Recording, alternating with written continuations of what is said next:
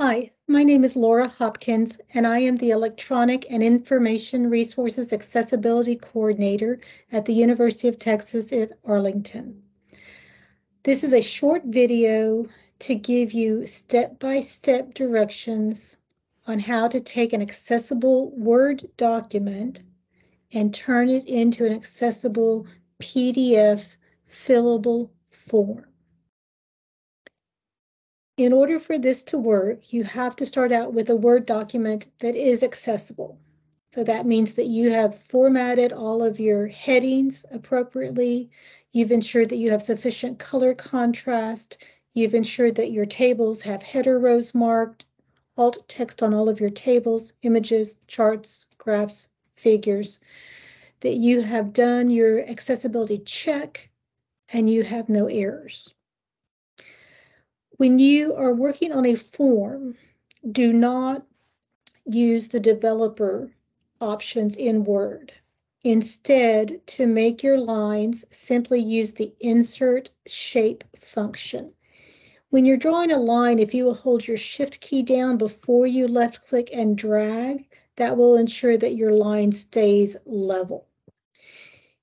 If you need a large area for someone to enter text on your form, insert a rectangle. And obviously you would not want to have a filled color. Now, all of these shapes will have to be marked as decorative in the alt text menu. Once you mark an item as decorative, you can simply copy and paste it and then move it to wherever it needs to be on the form. That might save you a little bit of time.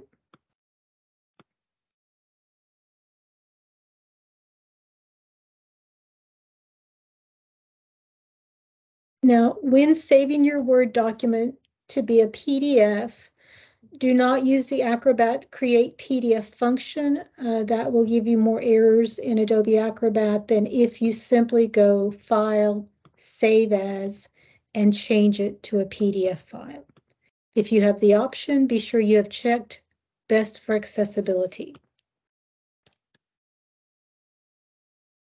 So now I have exported my Word document to a PDF file. You will need Adobe Acrobat Pro. You will not be able to perform these functions from Adobe Reader. So the first thing we want to do is check accessibility. If you do not have the accessibility icon on your right menu pane, simply go to Tools. It is in the fourth section, the last option. The accessibility menu appears to the right of your document, and you will make the fourth selection, Accessibility Check. When the large window pops up, click the button that says Start Checking, and you will see a report on the left-hand side of your document. Now, I failed in Word to go into File Properties and set my title, so I have an error. I can fix that error here simply with a right click, click on Fix, uncheck the title box, leave as is, and type in a title. Click on OK, and the error is cleared. Color contrast needs a manual check. I've looked at it. All of my color contrast is sufficient, so I will right-click on this error and say Pass. Now, logical reading order must be checked by walking the tag tree. If you do not have a tag in your far left-hand pane, simply right-click in this pane and select tags from the list. Click at the top of the tag tree, and then use the down arrow on your keyboard to ensure that everything is going to appear in the proper reading order. This is the reading order that the screen reader will read your content. So that all looks fine. Now we want to make this a form. So go to Tools, and the second section, third button says Prepare Form. So I'm going to click on Prepare Form. Form field auto detection is on. That is what you want it to say. If it doesn't say on, click Change and change it to on. I'm going to simply hit Start. Oh, it wants me to save my file, so I will do that. And so now what Adobe Acrobat has done is guessed It thinks this is where I want form fields. Sometimes it may put form fields right on top of your headers, and so you will just have to delete those. I do not want to use Adobe Acrobat Sign because that has accessibility issues. I'm going to use Adobe Sign instead. So I simply selected and deleted those form fields. Now, every form field you have must be touched 3 times. So keep that in mind when you are creating your form over in Word. If you have a question and the answer is yes or no, you can draw a single line and expect a response of either yes or no. If you put a yes and a box and a no and a box, like you wanted to check which one, keep in mind that's going to be 2 form fields. So that's 6 times you have to touch it instead of 3. So first touch is table properties. While we are in prepare form, and you know you're in prepare form because you have this toolbar up here, and your boxes have labels, you're going to go to every form field and right click. Make the first selection, which is properties. So under the properties option, we are going to have several selections we have to make. Let's start with the first tab, which is general. Name is the alt text, so that's correct. Tooltip is what will appear if someone hovers over the form field with their mouse. Now, often it may be that you want to include an action word, enter the resource name, as opposed to just resource name. Under appearance is where you can change the font. I do prefer to have a fixed font size. Otherwise, in large form fields, if you have a small amount of text, the font will be very large. Under the Options tab, you want to check multi-line and uncheck scroll long text. And the reason we do that is because if you left it to scroll, someone could enter more text in this field than is visible, and it would provide them with a scroll bar. But if you printed it, the text that is not visible would not be printed. So I'm going to skip down to responsible department and do all of those same steps again. Right-click properties. Under general, I'm going to say enter the name of the responsible department, and I'm going to copy and paste into the tooltip. Under appearance, I'm going to change it to 10, and under options, I'm going to check multi-line, unchecked scroll long text. Now, the exception to that last option is if you want to put in a date. So I'm going to right-click properties. If I check multi-line, I'm going to get an error.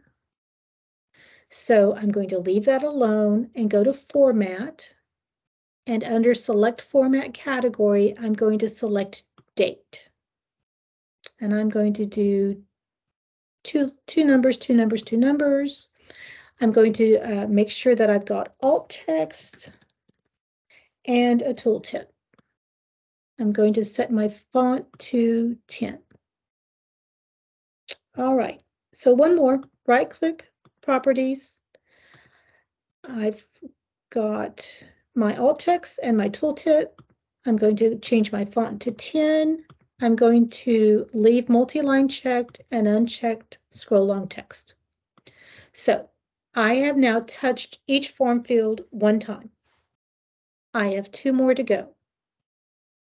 As is often the case when you're working on a computer, you want to save, and you want to save often so that you can go back to previous versions if things just stop working.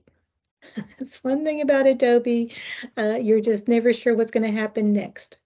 So what we do next is we have to actually tag our form fields. They are not yet tagged. I'm going to close this. One way you can verify that is if you go to your tag tree again and click on document at the top, use your down arrow, you will see that the form fields are never reached. And that indicates that it would not be accessible by a screen reader. So we have to tag them. It's very simple. Click on the content button, which is the icon that looks like a sheet of paper. If you don't see that, just right-click in this pane and you'll be able to select content from the list. Then we're going to click on the options button and click on Find. In this pop-up window, we want to find our unmarked annotations, and we want to search the entire document. Then click on the Find button. You will see that one of your form fields is highlighted. So click Tag Element because we want to tag it. Be sure that the type that is selected in the drop-down box is Form. You do not have to type in a title because you already took care of that in the Properties. So click on OK. It will automatically advance to a different form field. So you simply click Tag Element and then OK. Tag Element, it already says Form, OK. Tag Element, it already says Form, OK. So that is a very quick process. It will go through your entire document, highlighting every form field, and you simply tag it. Let's save.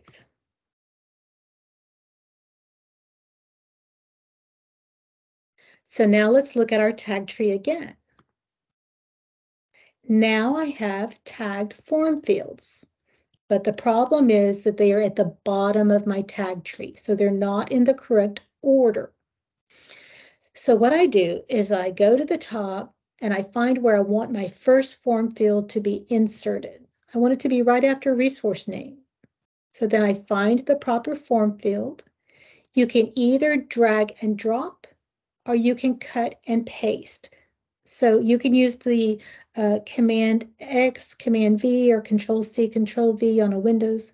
I'm going to do Command X, and then I'm going to right-click paste on resource name. It's going to paste right below wherever you right-click. So now it is in the proper spot. Then I'm going to open up this paragraph tag by clicking on this expansion button. Date of request. I need to find my form field. There it is. This time I'm just going to drag and drop. Here we are, responsible department. That's the right form field, so I'm going to drag and drop. And then describe use. That's the right form field. I'm going to drag and drop. So now when I walk my tag tree, it is in the proper order and things are grouped appropriately. These carriage returns at the bottom are empty containers, and I can delete those. So I'm going to simply right-click, delete.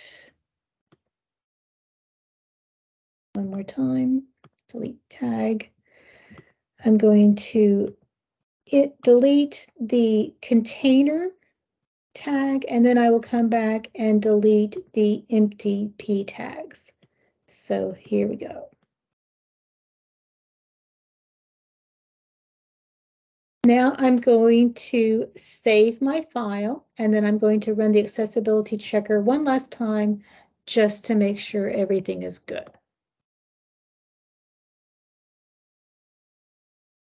And I can confirm that my reading order is good, so right-click Pass, and I have cleared all of the issues, and I have an accessible, fillable form.